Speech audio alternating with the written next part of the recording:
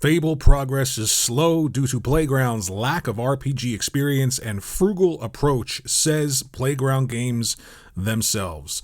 Quote, Playground is very organized and production-driven. Every 2 years they put out a Forza Horizon, which has more than 90 on Metacritic. This article isn't written very well. Spell check is not their friend with incredible quality. They have taken racing games and they've dominated them these last few years. They're very smart and they know what they're doing. They always wanted to branch out with something different, and they thought that what they do well is open world racing games. But they lacked people with the knowledge of how gameplay is done in an open world, how you control a character, and the actions are very different from what you have in a racing game.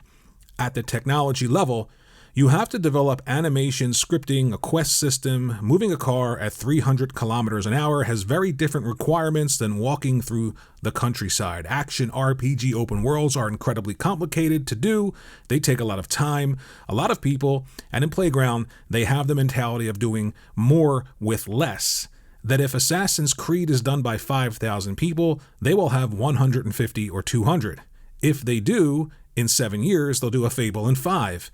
It's good to be ambitious, but you also have to be realistic.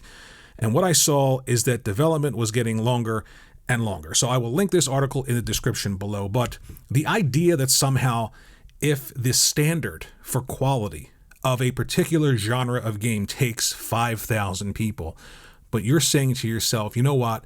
I really want to do it with 150, no more than 200. Then of course, you're going to run into problems, especially if you've never created that specific style of game before. I'm going to pivot to Guerrilla Games, and I don't want to make this video about, well, they're having problems, but PlayStation had problems before, because that's what you do when you're just sort of burying your head in the sand.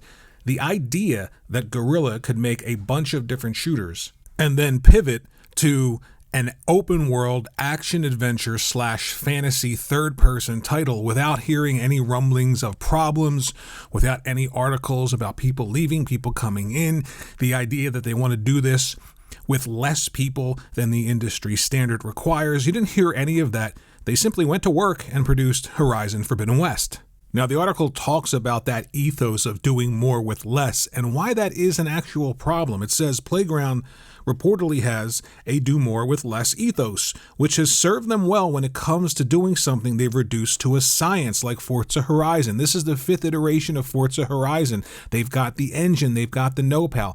It is almost like a conveyor belt releasing these titles. So of course you can create these titles with less and less people than you would have originally needed, say, with the original Forza Horizon. But taking that mentality and pushing it into creating a large open world third-person fantasy-driven title is just absolutely ridiculous. So it says that slowed progress when it came to something more ambitious like a Fable. Now, when it comes to this article, again, give it a read. It's in the description. It asks serious questions based on the amount of time that has passed since we've seen Fable and Playground Games. It says, what exactly is going on with Microsoft and Playground Games, Fable's reboot? The game was announced nearly 2 years ago, and rumors it was in development surfaced 2 years before that. So we're looking at almost 4 years now. Shouldn't we have seen something beyond a very basic teaser? It feels like development is progressing rather slowly for a studio that pumps out massive open-world Forza Horizon games on a very regular basis.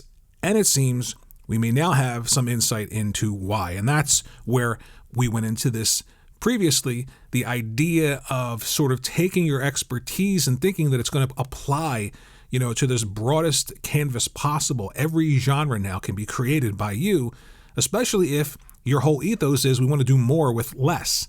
Again, point back to that industry standard of something like something like Assassin's Creed, 5,000 plus people. They're saying they want to create stuff like that, but do it with 150 to 200 people. Okay, you've got to be super talented.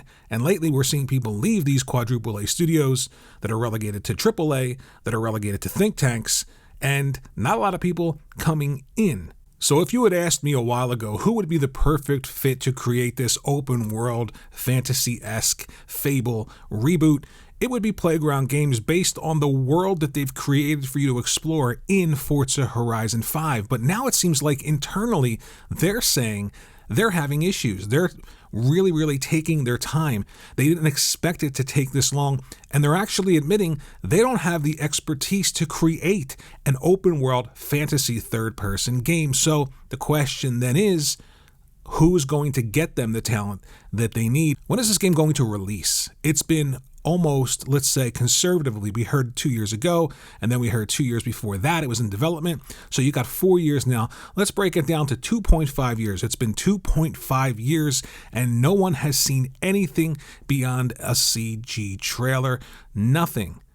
At this point, with all of the things going on with Microsoft and first party, and to be honest, a lot of it is just negative news, and I don't want to focus on the negative, and I don't want to pivot to, well, PlayStation had these problems in the past, so that means it's okay. The biggest differentiating factor between those two scenarios is PlayStation's released content.